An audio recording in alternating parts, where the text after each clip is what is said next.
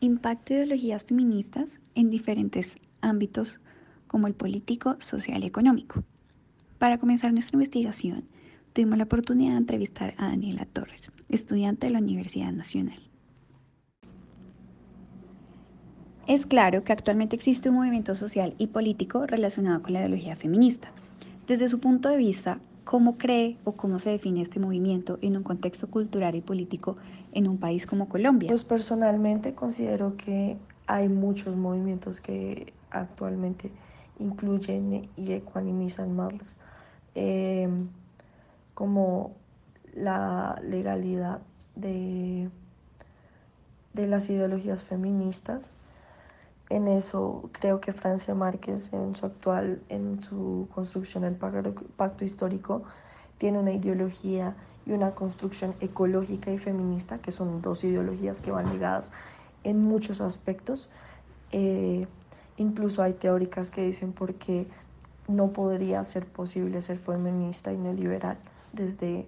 la idea del patriarca y la idea desde cómo se construyen los matriarcados desde la sociedad. Pero pues eso creo que sería muy largo para explicar. Y establecer también el hecho de como una mujer y una mujer negra, que además es otro tipo de, de feminismo que describe también una brecha racial que se nota mucho en Colombia y que además es de una zona ecológicamente devastada como el Chocó, económica, ecológica, educativa y profesionalmente devastada como el Chocó, establece una imagen eh, diferente y ella siempre ha ido contra, digamos, la minoría ilegal y la explotación mineral que se encuentra en el Chocó porque también impacta a los recursos forestales de Colombia y también pues por ende toda esta minería ilegal también va con los oficios artesanales y los oficios de la minería en el Chocó, que es mucho más, son mujeres y hombres que se van a la orilla del río a pelar agua, a ver si sacan unas orillas pequeñas de oro.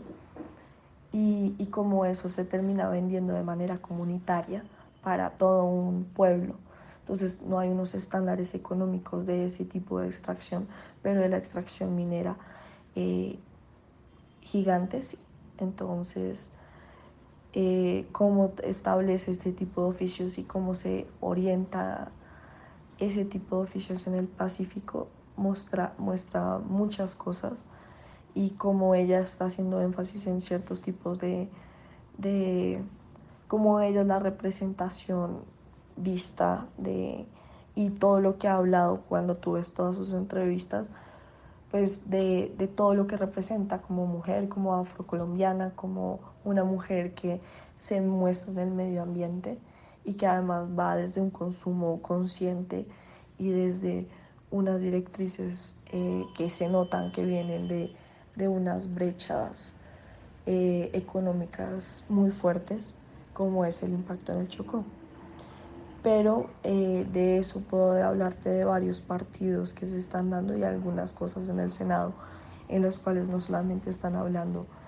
del maltrato contra los animales, hay algunas personas del Partido Liberal que están buscando eso, pero cuando tú miras entre líneas, los animales que se ven en contra del maltrato son muy específicos. Entonces hay que leer entre líneas a que cómo se está viendo esos especismos ecológicos y también cómo eso implica un nivel de connotación de discriminación en no solamente el consumo, así también entonces libertad para las mujeres, pero solo para algunas mujeres, las mujeres que trabajan o las mujeres que estudian. Y entonces las mujeres que no han podido estudiar o las mujeres que no se han podido educar. Pasa lo mismo con pues, lo que está el gran debate que se ha dado en el aborto, que si se volvería un beneficio o no para ciertas mujeres. Principalmente tengo el gran miedo de que se vuelva un negocio para algunas EPS y servicios de salud, porque personalmente sé que si es difícil ya acceder a una educación sexual en Colombia decente, en tanto colegios públicos como privados, no quiero imaginar cómo va a ser acceder a un aborto, pero es algo que me debato a mí misma como una persona que sabe que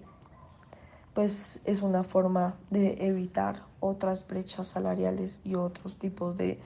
compromisos y responsabilidades, porque generalmente también algo que busca el feminismo es que el hombre deje de pensar en ser el proveedor y la mujer deje de pensar en ser la cuidadora, y haya una confluencia entre ambos géneros, pues entre comillas, y haya una corresponsabilidad en la creación y en la educación y el crecimiento personal de una persona.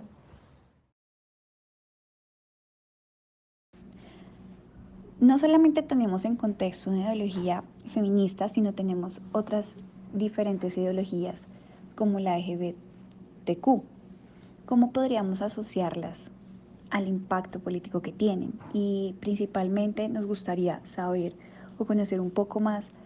qué tienen en común o qué diferencia tienen Pues en estas sí, no, ideologías. creo que tanto las ideologías feministas como las ideologías LGTBQ tienen muchos desarrollos en el sentido de que van confluentes a una igualdad y a una búsqueda también de descosificar y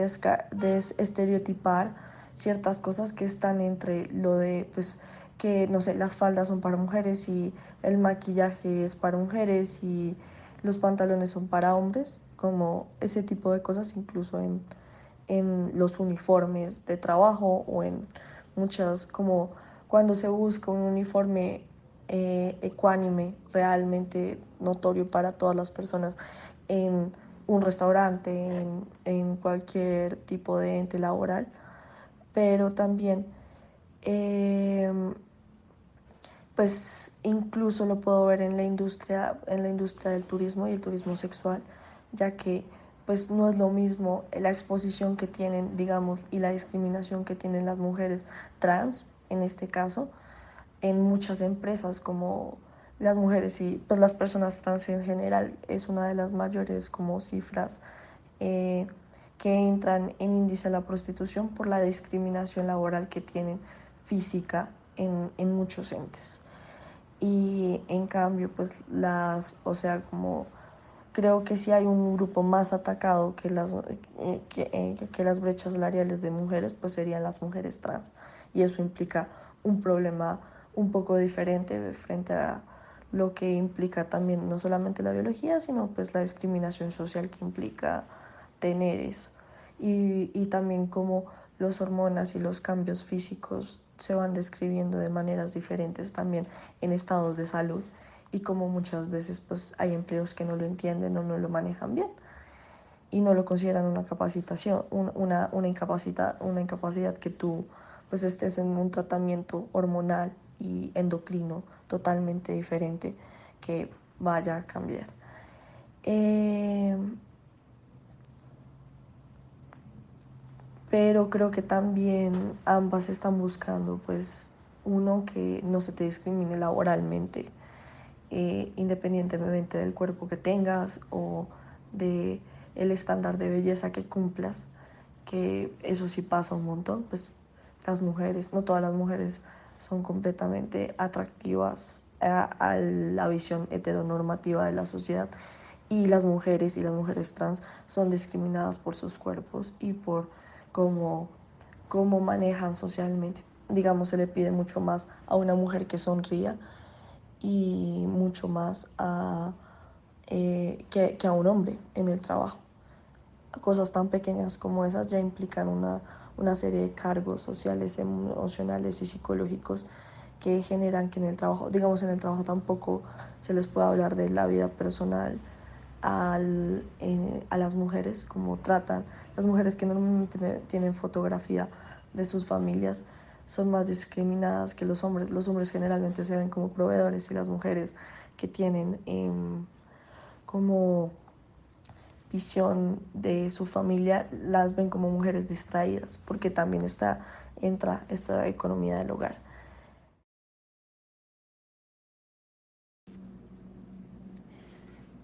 Partiendo de las diferentes respuestas que nos ha brindado en esta entrevista, nos gustaría saber qué opina en relación al futuro de estas ideologías. ¿Cuáles cree que son los retos del feminismo? ¿Por dónde cree que van los debates? ¿Y cuáles son los aspectos más importantes que se van a ir desarrollando en los próximos años? Los retos del feminismo son muchos. Yo creo que en principio viene a ser como tres o cuatro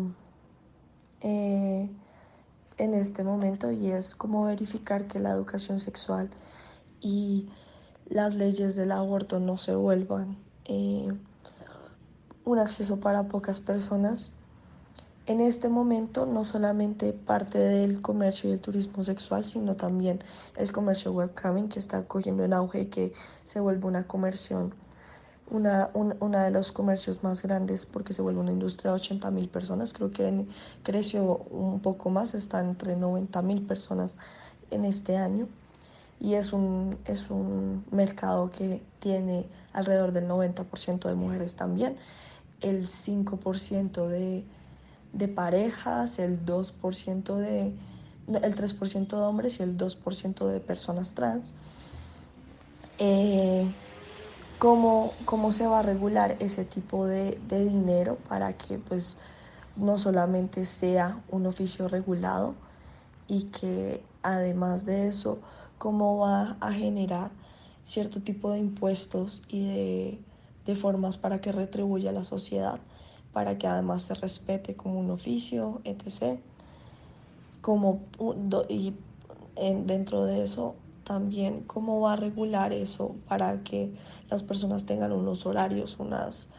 un seguro de salud, una serie de prestaciones y de legalidades que garanticen que es un oficio seguro para las personas implicadas, y cómo hacer que en el tanto educativa como laboralmente haya mucho más capacitación laboral para las mujeres, y en eso no solamente se mejoren las brechas, pues o sea, se reduzcan las brechas de inclusión en las compañías, sino que también cómo hacer que dentro de casa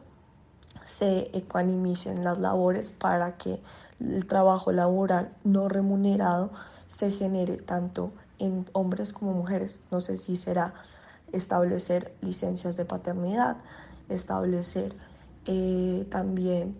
permisos familiares y una ley de educación de lo que es la paternidad y el oficio de la masculinidad en Colombia, repensar lo que puede ser el más que el proveedor que pueda aportar un hombre de manera psicológica y emocional, y todo esto logrando pues tanto una educación mucho psicológica mucho más fuerte, unas leyes de educación sexual mucho más intensas para la prevención de embarazos y también para la prevención pues de futuros padres y futuras responsabilidades. Y además de eso, creo que garantizar una calidad de vida a las personas, tanto padres como hijos.